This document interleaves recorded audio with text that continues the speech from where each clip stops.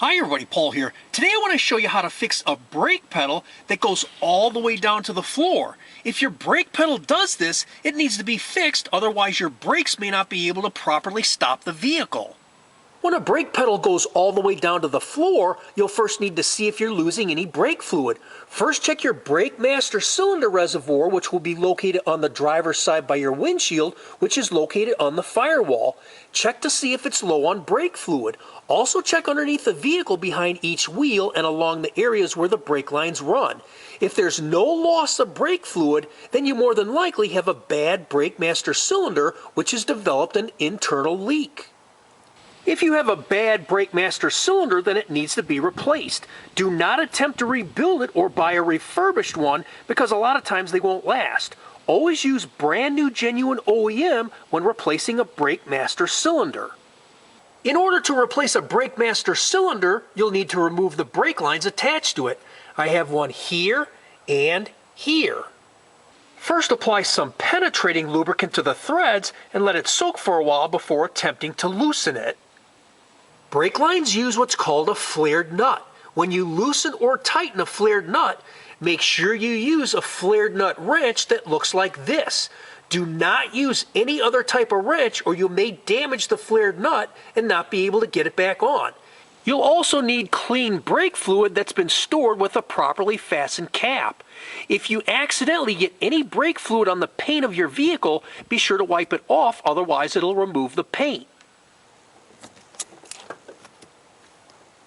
Next, you'll need to remove the electrical connection. Next, you'll need to remove the nuts holding the brake master cylinder. Mine has two. One of them's located right here.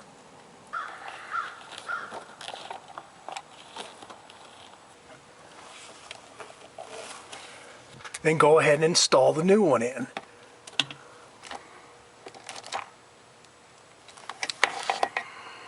Next, attach the electrical connection. Next, attach the brake lines back on, being careful not to cross-thread them. Turn the flared nut until it stops and then loosen it a quarter turn. This is so we can bleed the air out of the brake master cylinder. Next, add brake fluid to the brake master cylinder reservoir and fill it to the full line. Next, we need to bleed the air out of the brake master cylinder. This will take two people to perform, or you can perform this alone by holding the brake pedal down with something in between the brake pedal and the seat and sliding the seat forward each time. Slowly push the brake pedal down until it stops and keep it held down.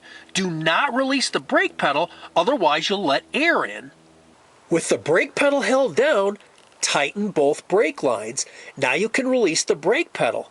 Now loosen both brake lines again and push the brake pedal all the way down again and hold it while both brake lines are tightened again. Now you can release the brake pedal again. Repeat this procedure until just brake fluid comes out of the connections and there are no air bubbles. Repeating this 4 or 5 times will usually bleed out all the air.